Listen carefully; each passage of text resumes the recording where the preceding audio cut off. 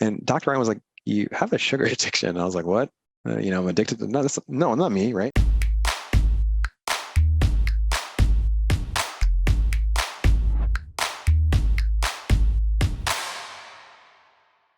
JD here, co-founder of Summa Up with our Chief Platform Officer, Stephanie. And in today's episode of Uberhuman Secrets, we're going to talk about how I finally overcame my sugar addiction for good.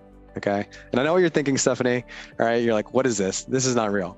So before I, look at this, right? There's a TED Talk about a sugar addict in a sugar-laden world. Okay. A lot of people struggle with that. Yeah. It's a real thing. Sugar withdrawal is like opioid withdrawal, right? How to break a sugar addiction, right?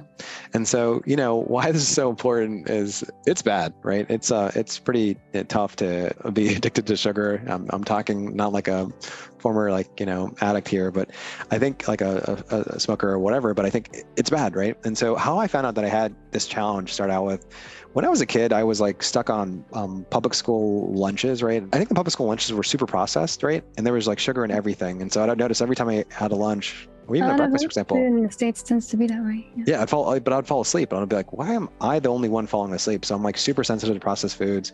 The second piece was every afternoon, at 1 p.m., 2 p.m., like I just like need to go nap. And I'm like, what? Why me, right? And then dry mouth, like this need constantly to like drink water, overhydrate, and like, what is going on here? So this happened like for years, right? And I didn't really. Blood sugar was crashing? Blood sugar was crashing, super sensitive to like spikes, right? And blood sugar and insulin resistant, right? Having too much sugar in your body is like, it's kind of almost poisonous, very toxic, right? And so Dr. Ryan kind of helped me out. How I got the official diagnosis, he gave me a blood test and I got it back. And obviously, the primary care practitioner was like, oh, you're fine. But he was like, hey, wait a second, like you're actually at risk for something called pre-diabetes. I'm like, well, diabetes, like what the heck? But what is that, right? And that's so an issue when you go to your GP. I mean, they'll tell you you're in range, but nothing more specific than that. I mean, what could you improve on? Yeah. Right. It's like, why am I falling asleep after eating like, simple, processed foods, right? It was like, what, why? And Dr. Ryan was like, you have a sugar addiction. And I was like, what? I'm addicted to, no, not me, right? And I thought, hey, not me, because I didn't think that like what he was saying was correct. Like there are pathways in the brain that may light up, similar to like an opioid addict, right?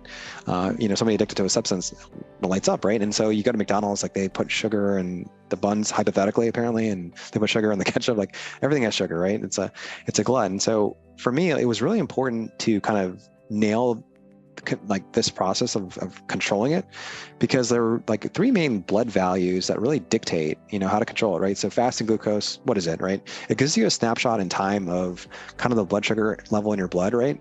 And it's kind of one of the markers of diabetes, metabolic imbalance, and insulin resistance, right? So cutting out sugar, eating less sugar. In meals or in between like going to bed and waking up, or? Yeah, so typically fasting glucose is like when you take the blood test in the morning, right? And so it's like AM, ideally, to get a snapshot of without food. You can have black coffee when you take the test. You can have, a liter of water, but that really gives you that snapshot just in time. Like, what is the blood sugar in your level, right? And so people can do a fingertip prick, or you can do a phlebotomy, blood draw. And Dr. Ryan's recommendation to optimize that marker was like eating less sugar. Obviously, stop eating sugar, right? But he also meant like kind of working out, high intensity interval training, like doing more cardio can help reverse insulin resistance, right? So the mark for Dr. Ryan's standard for fasting glucose, less than 85, right? Your primary care doctor is like, hey, anything under 100 is fine. But Dr. Ryan's like, no, we really want you less than 85 mg per deciliter rate in terms of your bloodstream. And then the next metric that Dr. Ryan talked about was HbA1c, sometimes called H1bA1c, right? What it really tells you is like your blood sugar over like trailing 90 days, like your average, right? And that's another spot test that can help you kind of get more granular in terms of if you have pre-diabetes. I was out above 5.5. I was at like that 6 range, and that was a high risk, right? So I finally got below that standard of below 5 a few weeks ago. And I'll talk more about why I did that. And the last piece Dr. Ryan mentioned was insulin, right? So insulin, what is it? Hormone, right? And it's kind of there in your body to transport glucose inside the cell, right? So elevated levels of insulin mean insulin resistant, right? So it's kind of an issue, a precursor for type 2 diabetes. And so high insulin is like a kind of a reaction, right? So for me, it's like eating like Pop-Tarts or eating like cereals, right? That spiked, right? And that was not good. So kind of mastering those three were helpful, and just kind of understanding that, because it's almost like poison in your brain. When you have too much sugar, right, you can't think as clear. right? You're not as lucid, and you just really don't move or maneuver very well. And so Dr. Ryan obviously talked about metformin. That's like the miracle drug that all these billionaires and bodybuilders are already on. Maybe you saw the podcast with All In. I think they're the four of them. They're like Silicon Valley entrepreneurs and venture capitalists that have a podcast. They were talking about that. Yeah. How soon how long did it take for you to start seeing? Is it something where you cut out sugar, you'll immediately start feeling better? Or is it something that of course, a long-term habit you want to develop, but when it comes to insulin resistance, there are a lot of factors more than just what you're eating when it comes to exercising and other things like that. How do you actually make that change and see those results? That's a good point. So one, you get a reality check from Dr. Ryan or somebody like him that tells you, hey, look, you have a problem, right? The second piece was I saw a talk from Peter Thiel, and he's very controversial venture capitalist. And he was saying he doesn't eat sugar, right? And then I noticed all the partners of my firm in the growth equity space, they never ate sugar. I'm like, what's going on here, right? So the observation of the partners and the test from Dr. Ryan caused me to stop and be like, hey, I need to cut out sugar. So it's really tough for me to cut out sugar because it's so habitual, it's everywhere, right? So the first point was like how to really break that habit was throw out any candy bars, like just get rid of anything sweet, like just no to donuts, like nothing, right?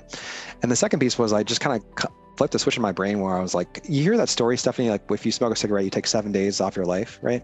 I thought to myself, hey, I eat a piece of sugar or a candy bar, I'm going to die. Like I'm going to have 10 days less of life, right? That's kind of a mental switch I did.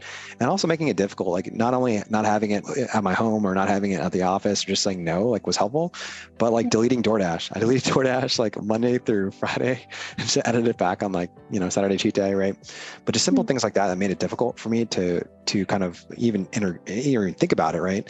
And getting an accountability partner. So just like every quarter I have to get blood drawn from Dr. Ryan, so he's on top of it. The partners, at the old firm were like, hey, what are you doing?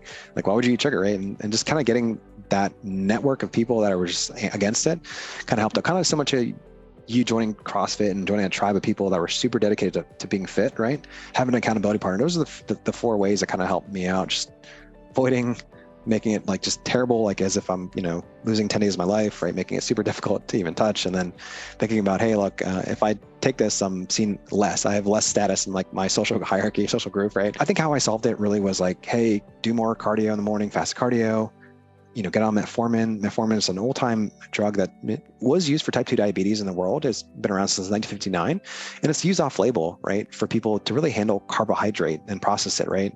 And by and large, it leads to better fat loss because it really allows a non-diabetic person to handle carbs better, right?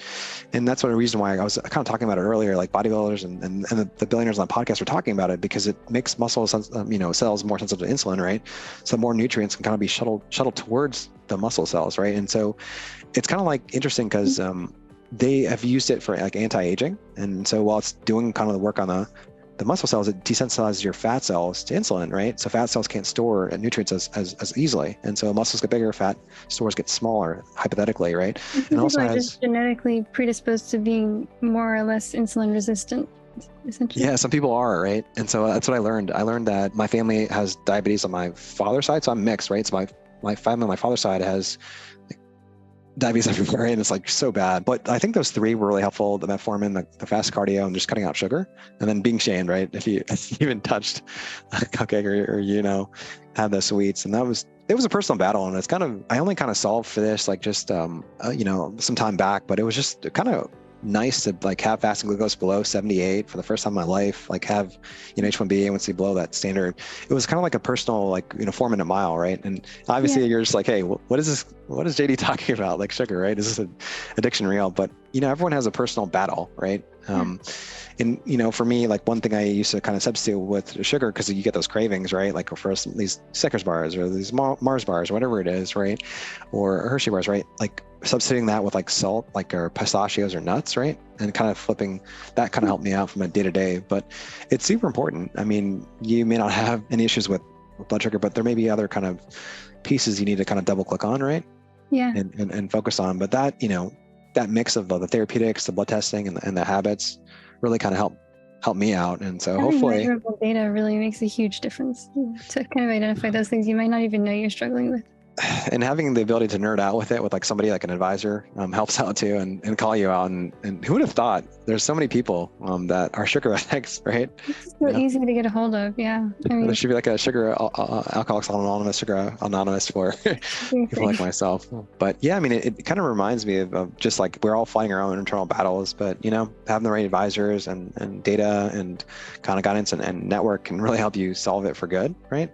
And so hopefully that's one thing diabetes I can like cross off the list, right? For good. But now I have to worry about the big four, right? Stroke, cancer, dementia, heart disease. So those are the big four I need to work on.